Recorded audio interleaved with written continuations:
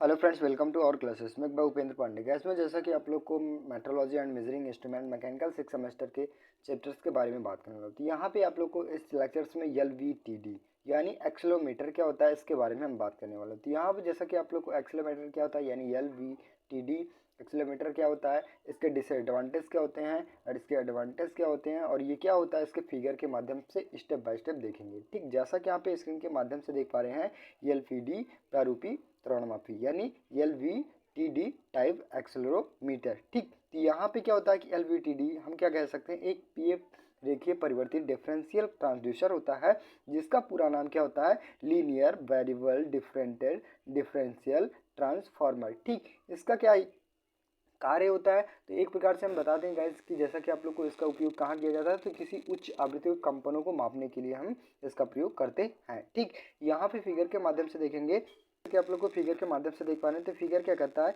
यहाँ पे, जैसा कि आप लोग को हम देखेंगे तो ये क्या होता है, प्राइमरी वो S1 होता है, प्राइमरी वो होता है, और ये यानी ये प्राइमरी होता है और ये सेकेंडरी, ये भी सेकेंडरी, यानी एक प्रकार से इसमें कितने वर्थ लगे होते हैं, तो यानी एक प्रकार से हम कह सकते हैं कि सेकेंडरी कुंडली और प्राइमरी कुंडली यानी 3 कुंडली लगे होते हैं। तो 3 कुंडली में से एक प्राइमरी कुंडली होता है, बाकी 2 सेकेंडरी कुंडली होता है। ठीक, प्राइमरी कुंडली में क्या होता है कि जो AC यानी AC सप्लाई किया जाता है, और सेकेंडरी ट्रांसड्यूसर में क्या होता है यानी सेकेंडरी कुंडली में क्या होता है, वहीं पे आउटपुट के माध्यम से हम जो भी कंपनी का प्राप्त होता है यानी उसको हम प्राप्त करते हैं। ठीक, हाउसिंग के माध्यम से क्या होता है कि जब किसी भी कारखंड पर इस फ्रेम को यानी LVT को रख दिया जाता है, तो वो हाउसिंग के माध्यम से यानी वो वाइब्रेट करने लगता है, और वाइब्रेट करने के माध्यम से हम उसे त्वरणमापी यानी त्वरण को माप लेते हैं यानी कंपनों को माप लेते हैं। ठीक, यहाँ पे एक प्रकार से हम देखेंगे तो कोर क्यों लगाया जाता है, तो कोर क्यों लगाया जाता है, यहाँ पे जैसा कि आप लोग को यहाँ पे ये आगे पीछे घूमता भी है। ठीक, यानी क्या होता है, ये आगे पीछे घूमता भी है, उनके माध्यम से क्या होता है, ये चुंबकीय फ्लक्सों के माध्यम से दोनों को क्या करता है, जो इनमें से एक प्रकार से कंपन उत्पन्न होते हैं, इनको सोखने के लिए हम किसका प्रयोग करते हैं, कोर का प्रयोग करते हैं। जो रॉड लगे होते हैं, रॉड में क्या होता है, एक प्रकार से स्प्रिंग टाइप का होता है। ठीक, ये क्या होता है, वाइब्रेट करने लगते हैं, यानी जब किसी भी कंपन को वाइब्रेट किया जाता है तो इन्हें सोखने के लिए हम किसका, कोर के माध्यम से रॉड को यानी हम कह सकते हैं इसका प्रयोग करवाते हैं। ठीक, यहाँ पे डिफिनीशन के माध्यम से देखेंगे तो डिफिनीशन हमारा क्या कहता है कि इस यंत्र में LVT कोड भूकंपी सतहों का कार्य करता है, यानी किसका कार्य करता है, तो ये भूकंपी सतहों यानी भूकंप को यानी एक्सेलरेशन को मापने के लिए इसका प्रयोग करते हैं, यानी फ्रीक्वेंसी। ठीक, फ्रीक्वेंसी को मापने के लिए हम फ्रीक्वेंसी वाइब्रेशन का प्रयोग करते हैं मापने के लिए। ठीक, इस कोड के दोनों सिरों पर एक क्षण लगा होता है, तो कोड का कौन सा क्षण लगे होते हैं, तो दोनों सिरों पर एक एक क्षण लगे होते हैं। ये क्षण लचकदार रीढ़ से जुड़ी होती हैं, एक प्रकार से हम कह सकते हैं ये आपके फिक्स लाइनिंग है। ठीक, और ये आपके एक प्रकार से छाने होती हैं, छानों में क्या होता है, दोनों एक प्रकार से सही रूप से जड़ी होती हैं, और जो क्या होता है, लचकदार रीड्स के उपयोग की जाती हैं।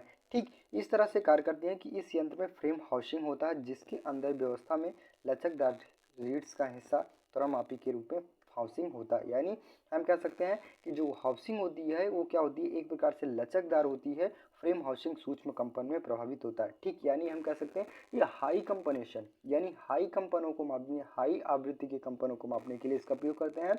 छोटे मोटे सेंसर यानी छोटे मोटे कंपनों को मापने के लिए इसका प्रयोग नहीं किया जा सकता, यानी छोटे मोटे मापों को ये खुद ही सोख लेता है, यानी उसे सोख सकता है। इस यंत्र में सेंसर में लगा होता है, जो फ्रेम के हाउसिंग कंपन उत्पन्न होने पर ऊपर नीचे गति करती है। जो एक प्रकार से हम सेंसर लगे होते हैं यानी कोर लगे होते हैं, क्या होता है, ऊपर नीचे ये होते रहते हैं। ठीक, इन्हीं के माध्यम से क्या होता है, कंपनों को सोखा जाता है, जिसकी LVT का सेकेंडरी कुंडली AC आउटपुट वोल्टता में AC आउटपुट प्रदान करता है।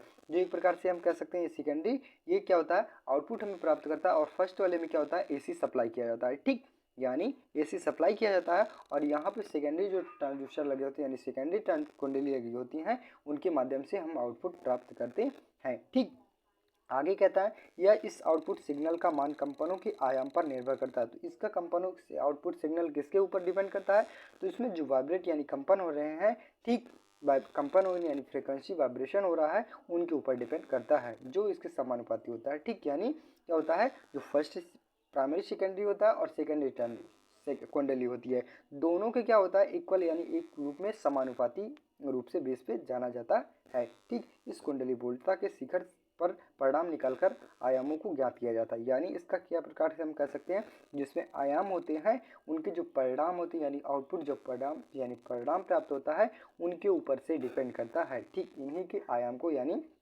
हम ज्ञात करते हैं। ठीक नेक्स्ट आता है तो इनका प्रयोग हम लाभ क्या क्या होता है, तो एलवीटी का प्रयोग यानी लाभ एक प्रकार से हम कह सकते हैं एलवीटी का प्रतिरोध पोटेशियोमीटर से कहते हैं। यानी जो पोटेशियोमीटर होता है उससे कम होता है। यानी एक प्रकार से जो पोटेशियोमीटर होता है यानी हाई क्वालिटी का होता है और लो क्वालिटी का होता है। ये भी क्या होता है एलवीटीडी क्या होता है प्रारूपिक त्वरणमापी यानी एक्सेलोमीटर किसके अंतर्गत आता है, तो ये मीडियम साइज के अंतर्गत यानी मापने के लिए करते हैं। ठीक नेक्स्ट आता है तो एलवीटीडी की सन्निहित बहुत कम होती है। यानी जो इसकी लागत होती है सन्निहित होती है वो बहुत ही कम होती है।